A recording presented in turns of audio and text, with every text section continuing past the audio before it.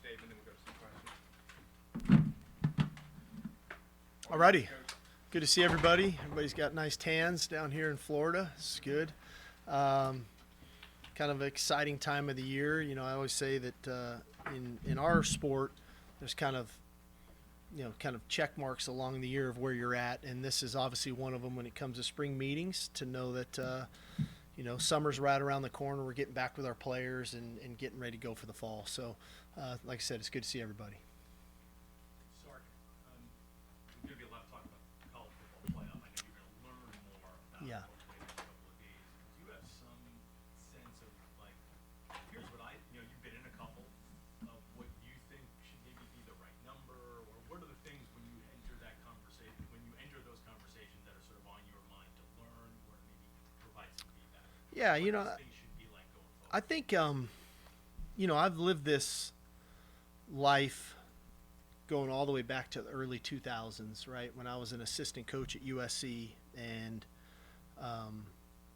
we didn't have a playoff, and I think that I remember a year at SC, we had a great football team, and the way the computer spit it out in the end, I think LSU might have played Oklahoma, and we played Michigan in the Rose Bowl. And I think there were split champions that year. I think it was us and LSU were split champions. And then we grew into a 2-team playoff, and we grew into a 4-team playoff, and now we've grown into where we're at today. And I think at the end of the day, we all just want to put the best teams to have an opportunity to compete for a championship. And now more than ever, the length of the season, last year we played 16 games, and that was just to get to the semifinals. We would have been 17, right, to win a championship. And so the idea, I think we've all got to wrap our brain around. I don't know if we'll ever see an undefeated national champion again.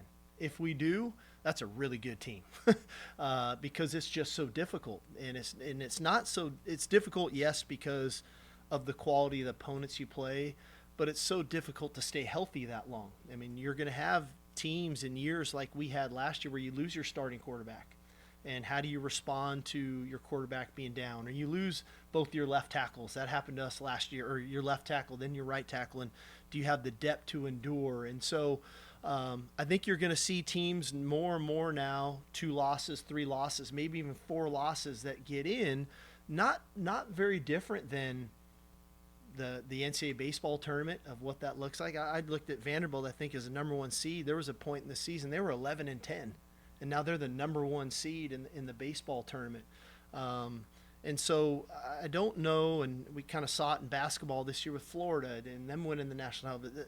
This idea of somebody's going to go 16-0 in college football, man, put a statue up somewhere of that team, because I just don't know if that's going to happen again. And so the idea that I think the powers that be are trying to get it right, I think is a good, healthy discussion. And I understand not everybody's on the same page right now. Hopefully we can get to that point to where that is, that we're giving the best teams the opportunity to get into that playoff, because that's really what it is. It's a playoff. And you're rewarding teams that we've got a committee that's trying to say who are the best teams that should deserve an opportunity to compete for a national championship. And so we've got our conference championship. There's a regular season.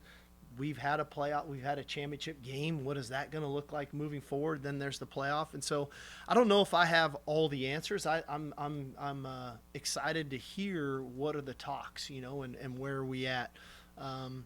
What I do know is from our perspective, this conference is really hard. The SEC is tough, and it's tough on every level. I think that this past spring, this 18 straight years, the SEC's had the most draft picks in the NFL draft. This year we broke the record with 79 draft picks going to the NFL draft. And so for year after year after year, the best players have been coming from the Southeastern Conference, and we love being part of it.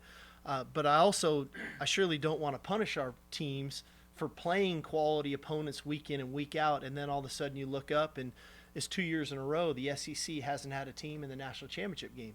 That doesn't make sense all the time, right? And so we got to make sure that we've got enough opportunities to compete for national championship.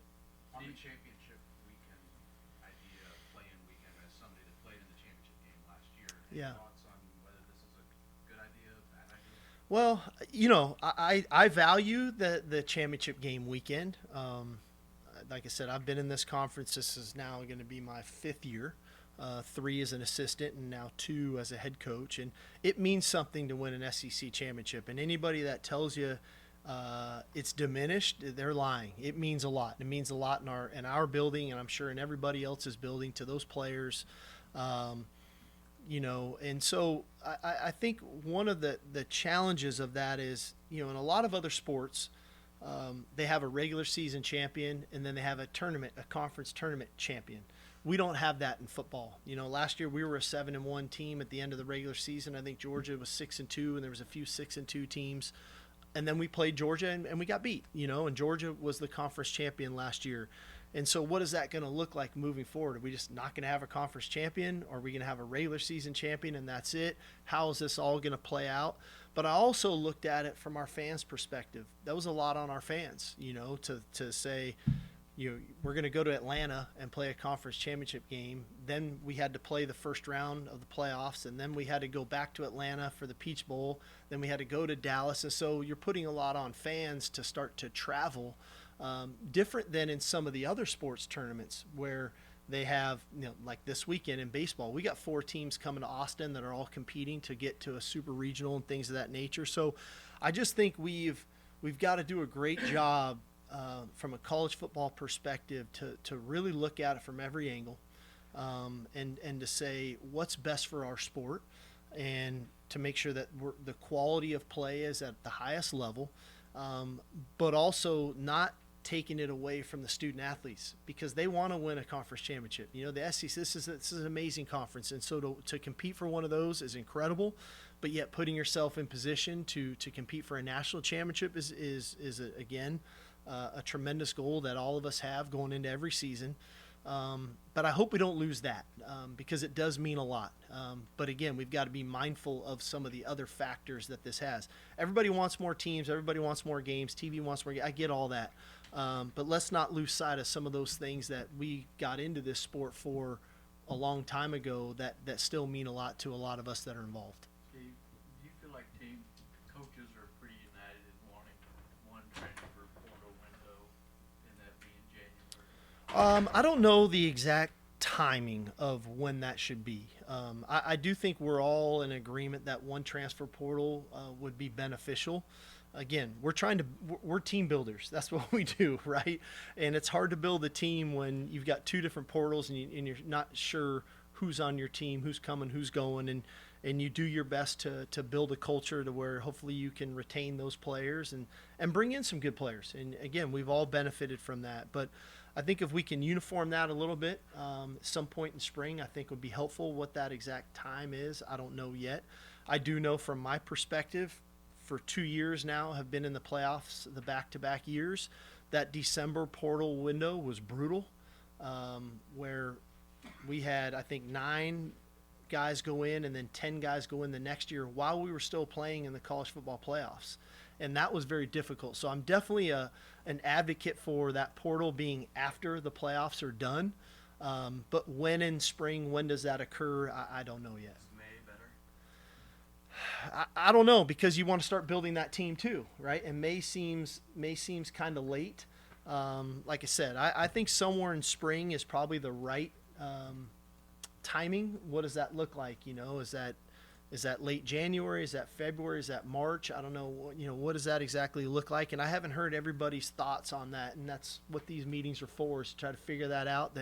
That might spur some thoughts for me and maybe others of some feelings that I have on the issue. Coach, you obviously have a really high-profile program. You coach a lot of great players, but I don't know, can you insulate a player these days? And just speaking on Arch, I mean, there's been so much publicity and build-up now to the role he's going to play. How do you manage that, or do you manage that? I know when Peyton was at Tennessee, I think he had some help with that sort of thing. Yeah, I don't know if you can insulate it. Not anymore. I don't know if when Peyton was around, I don't know if there were cell phones and all those things, right? So it's a little different time and a little different era than what our guys operate in now. You guys all didn't have Twitter accounts back then either, and you didn't report instantaneously, and you didn't just retweet what the next guy wrote about, because that's kind of what you guys do now. That's fine, okay? But the idea of that for Arch, part of coming to the University of Texas is building that brand, is getting some of that exposure. And so, yes, do we support him as much as we can, like we do all of our players? But it's also a great platform for our guys. And so it's not all negative. There's a lot of positives to this. But at the end of the day, for a guy like Arch in this instance, I want to make sure that he enjoys this experience too, right? Here's lifelong dream, right, of being the starting quarterback at the University of Texas. Now it's his opportunity. I want to make sure that he has a great experience. Part of that is the exposure. Part of that is protecting him and putting some guardrails up on that so that he can enjoy the experience. Steve, Time for when two you last built, ones, when you guys. built this program, I know you worked under Saban and you worked under Pete, but you also had a lot of conversations with NFL coaches. How important were those conversations in you doing what you do now, the OTA style scheduling and the way you're running it? Yeah, we've definitely tried to. I've been fortunate. I think in our era of coaching, you could probably say, Nick Saban, Pete Carroll are two of the top 3, maybe 4 coaches in my era of a young coach growing up in our profession. And so I was very fortunate that way. So I've got, great experience that I definitely lean into. But I also think that we have to forever evolve, and we have to continually adapt to the new player, the new times, the new regiment, the new things that are put on our players' plates, and what's best for us. It's easy to do what you've done before. That's the easy thing to do, and sometimes it's more difficult to step outside of the box and to get a little bit uncomfortable and to maybe start to do things a little bit differently. Having your team's best interest in mind. And that's what we've tried to do while we're here, all the while not losing sight of what's our foundation and what's our program built upon. And so we take a lot of pride in that of okay, where's college football headed? What does it look like in the NFL? And what are they doing now? And what does their product look like? And where do they feel like in the NFL they wish they could be a little bit better? And then how do we combine those two things to do what's best for us? We're still a developmental program, different than the NFL. We still, I had 21 high school kids in spring practice this year that are still trying to figure out, what is a stance, right? So we're developing differently than they are in the NFL. So just to say, just be just like they are in the NFL, probably not realistic, but there's components to the NFL that we can start to tap into that I think would serve our players better long-term, not only this season, but throughout their career.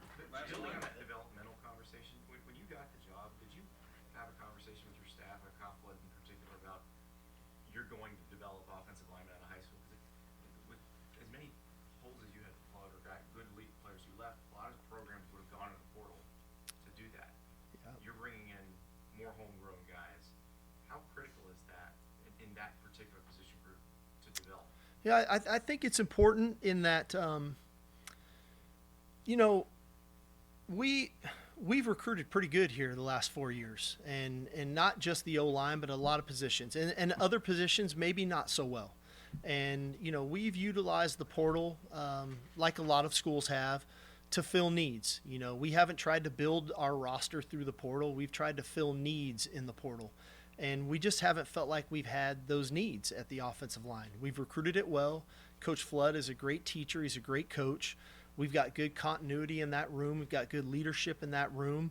And so I think one of the natural things, I was asked this earlier, people are going to say, oh, we're going to be a young football team this fall. We're not necessarily young. We've just got some new faces, guys who have been in our program, who've been working on their craft, who have been developing, and now it's their opportunity. They're not necessarily young. These are guys in their 3rd and 4th years in our program that now it's their time to compete and to show what they're capable of doing. And part of that for us is to live through maybe some of the growing pains that we just don't have the continuity that we've had the last couple of years. But there's still a lot of good players that if we felt like they weren't good enough, maybe we would have gone into the portal. But we felt like we had more pressing needs that we needed to address, and that room was going to be good enough for us to compete at a high level. Thanks, Coach. Thanks, All right, y'all. everybody. Thank you. Appreciate it.